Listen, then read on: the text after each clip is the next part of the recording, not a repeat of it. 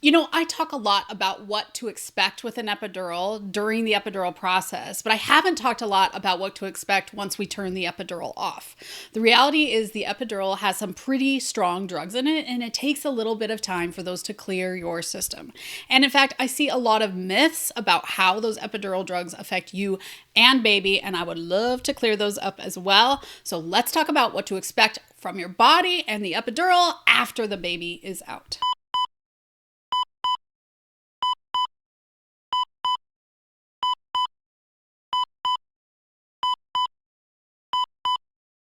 In case we haven't met yet, hello, I'm Hillary. I'm the pregnancy nurse. I've been a nurse since 1997. I have 20 years of labor and delivery experience, and I've seen thousands of epidurals, plus having 3 epidurals of my own.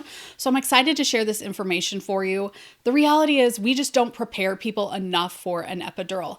At most places that I've ever worked or heard about, you can't really talk with an anesthesiologist until you're actually in labor and delivery. They won't do a consult ahead of time. Now, I have heard in other countries they do it, so we could do it in the United States. But getting good information about the epidural can be difficult. Your OB is not putting in the epidural. It is up to an anesthesiologist to put in the epidural.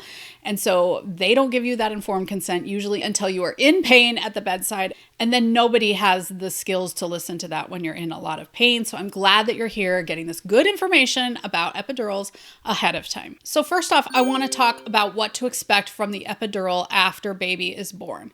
Usually what we do is make sure the placenta comes out and the doctor has stitched up any tears, and then we turn the epidural off. Then we're waiting for a convenient time to pull the epidural out of your back. Yes, there is a lot of tape with an epidural placement, and yes, it does feel like a back wax when we are ripping off that tape, but it's important that that tape is there so that the epidural can stay in while you're in labor. Now, if you haven't watched any of my other videos about epidurals, you might not know that we put a tube that's about the size of a spaghetti strand into your back when they place the epidural, and in that tube, we apply it to a pump that just pushes in medication throughout your labor so that you are able to continue to be comfortable with that medication going into the epidural space. And that is what we turn off after baby is born. Now, just because we've turned the epidural off doesn't mean that the drugs are entirely out of your system.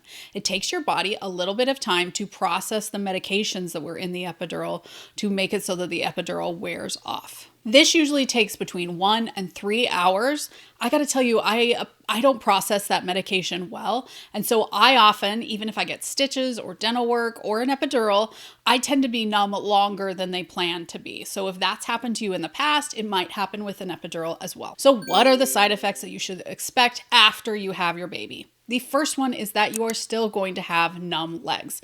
Now, this is slowly going to move up your body. You're going to be able to wiggle those toes, move your ankles, but it takes a little bit of time before your body is really able to support your weight. Now, you're thinking, Hillary, I thought you were just numbing those nerves.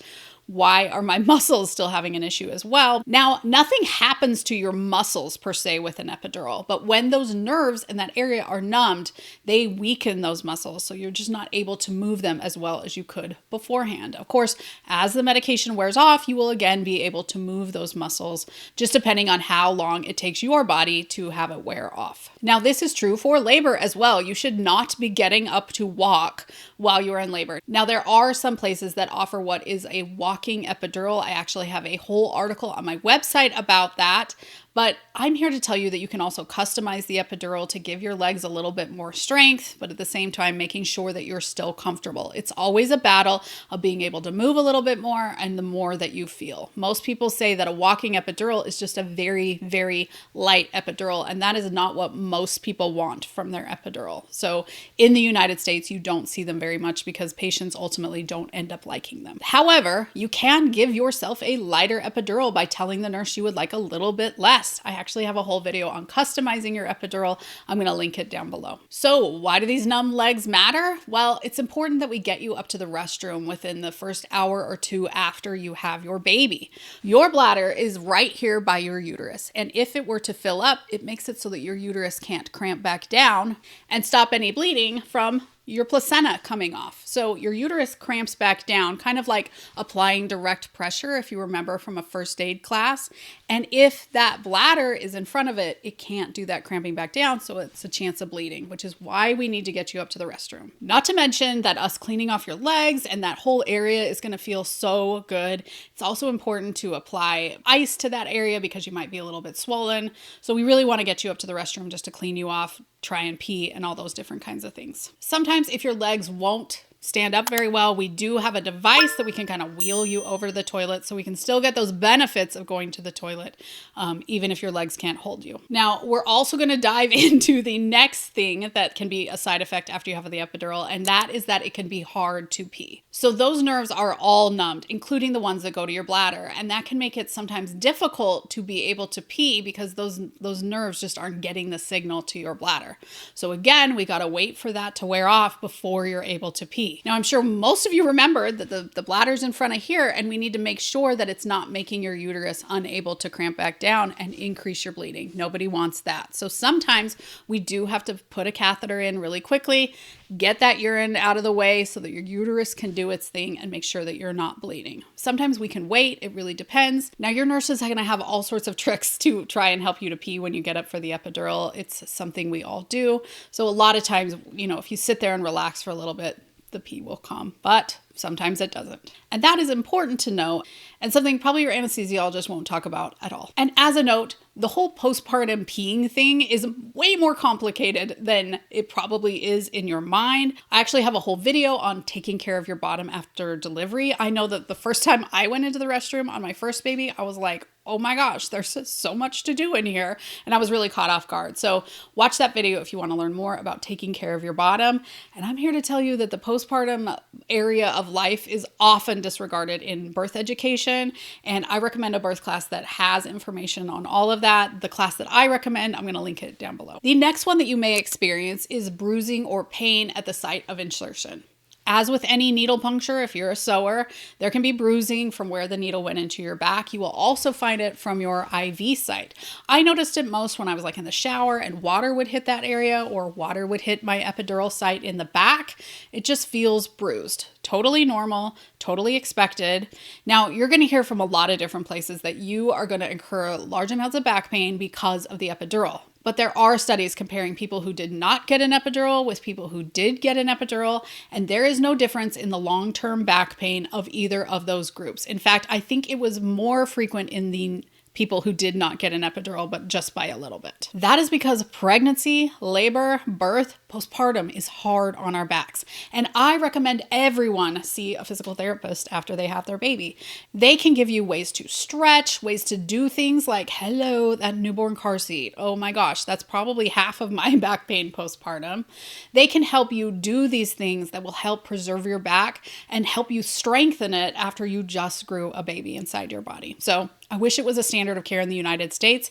However, most providers will happily give you a referral to physical therapy if that's something that you ask for, and I would totally encourage it. Now, the last one is the one that I've been hearing so many myths about lately online, and it is that the epidural can affect breastfeeding after baby is out. Now, this video is from a whole article on my website, and I reviewed a bunch of studies in that article. In fact, I want to do a whole video on breastfeeding with an epidural because I want to debunk a lot of what people are saying.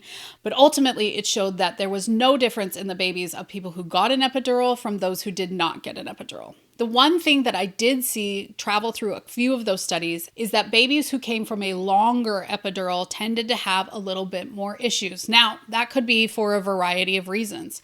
Those people tend to have more complicated labors, and baby was in labor for a longer period of time, which would probably tire them out a little bit. But they did seem to think that having more of the epidural medication in your system can be problematic for the baby, which is why I encourage everyone to get the lowest amount of epidural possible while still maintaining their being comfortable. So that's a video that you guys can watch. I'll put it down below. But when you're seeing people say that epidurals are really going to affect your breastfeeding, that lacks context and nuance. And that's why I'm here on YouTube. The studies really show that that is not true. The other thing they did recommend is that you should have more support breastfeeding after an epidural. And I believe that is true of everyone. I wish everyone would get more breastfeeding support.